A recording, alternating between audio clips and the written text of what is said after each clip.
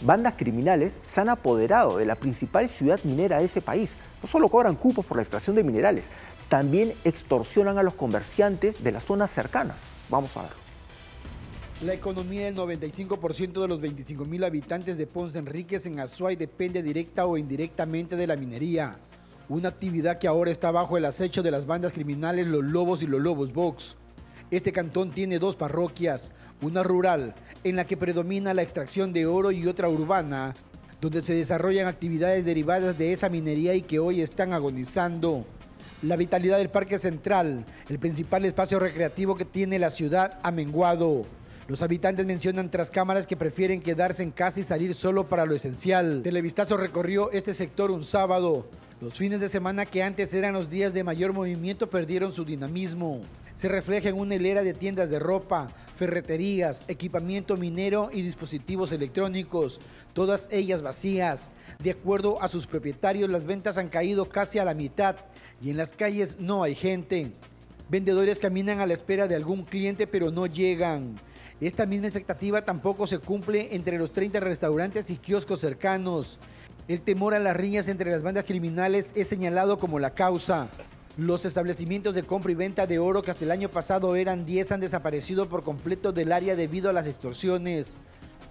Bueno, creo que a todos nos ha afectado, y no solo al sector comercial, sino también en las casas, por tantos momentos que hay de violencia y de preocupación, pero lo que es el ámbito comercial sí se ha impactado. Mientras tanto, en el ingreso a Ponce Enríquez, en la vía Panamericana, que solía ser la segunda zona más concurrida, alrededor de 80 locales, incluyendo tiendas de víveres, ferreterías, bares y discotecas, permanecen vacíos. 100 de 600 establecimientos comerciales registrados han cerrado, pero no hay una cifra exacta de las pérdidas económicas causadas. Terrible de verdad lo que vive Ecuador, y ya estamos viendo que la actividad criminal no solamente se centra en la zona portuaria, donde había una guerra entre bandas criminales por controlar el envío de drogas a Europa y Estados Unidos. Ya empiezan a extenderse también hacia los sectores mineros. Hay que recordar que una de las principales fuentes de ingreso del Tren de Aragua es precisamente la minería ilegal, o sea, la minería informal. Muchas veces se romantiza, que hay muchas, no, que pobrecito los mineros informales. Bueno, ese tipo de actividad también está dentro del campo de negocio del Tren de Aragua, no solamente en su país, en otros países donde se han infiltrado también extorsionan a los mineros. Pero no solamente llegan a pedirles cupos por su actividad minera, se apoderan de las minas, o sea, lo sacan a la fuerza. Los que no pueden sacarlos o que tal vez están en una zona un poco más difícil, caen en el tema de que tienen que pagar un cupo por la cantidad que extraen. Ellos también controlan el negocio, por ejemplo, si se trata de oro, de comprar el oro o incluso de proveer diferentes materiales que van a utilizar, como el mercurio, por ejemplo. Y aquí en nuestro país hay que precisar que la actividad minera y de extracción de minerales de manera ilegal, minería informal, como quieran llamarlo, es muy fuerte en Puno, principalmente en la zona de La Rinconada, donde no solamente ha aumentado eso, sino también ha aumentado los índices de explotación sexual, que es sumamente grave, en Juliaca y en La Rinconada. Incluso las autoridades han pedido ayuda porque no los pueden controlar. Y también el Estado, o sea, nada.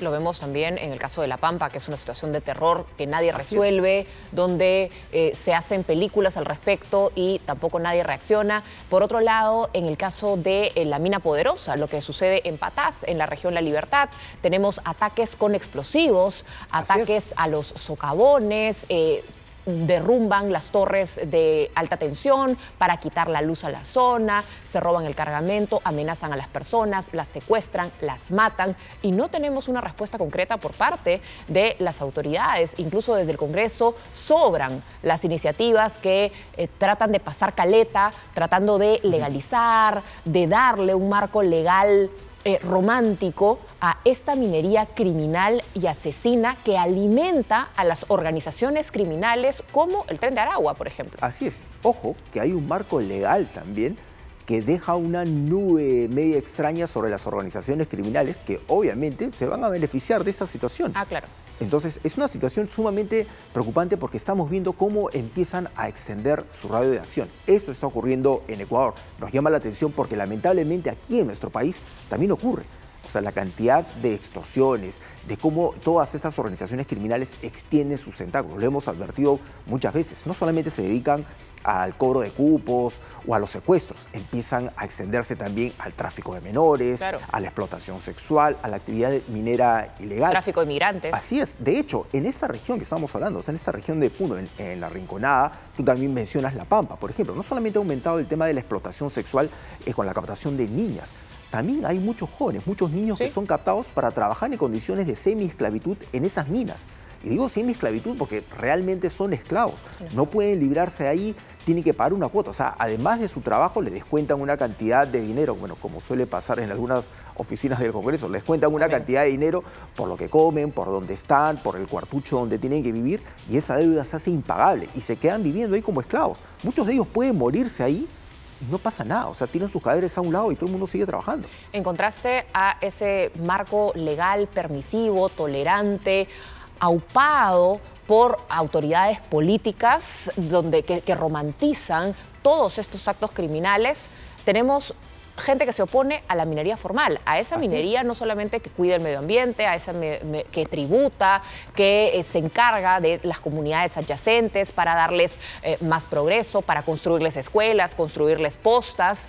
Entonces, se oponen a esa minería que construye y más bien terminan protegiendo a toda esa minería que destruye, que no hace ningún bien y que, como estamos viendo, termina abasteciendo a las organizaciones criminales. Las organizaciones criminales, para crecer, para hacerse tan sólidas, tienen que generar muchos ingresos. Y no van a generar ingresos cobrándole 10 soles de cupo a cada bodeguero que hay en el Perú. No, obviamente necesitan mucho dinero, como el oro, que sabemos que es un commodity que hoy en día vale muchísimo. El cobre también. ¿Por qué se roban incluso las tapas de los buzones? ¿Por qué se roban los cables que hay debajo? Porque hay cobre y eso genera muchísimos ingresos para esos delincuentes. Así es justamente el problema que ha habido con el litio, con la explotación, extracción, investigación para encontrar yacimientos de litio y poderlos explotar. Se ha encontrado con esto, o sea, esta romantización de no, que no vengan las grandes mineras, pero sí se permite la actividad de la minería ilegal o informal, ¿no? Siempre encubiertos por esa idea romántica de no, que el minero... Como que sacara su pepita, ¿no? Y con gracias a esa pepita come. No, por favor. Así es un tema sumamente cuestionable, pero que evidencia también la existencia de un Estado ausente, pues que no está ahí.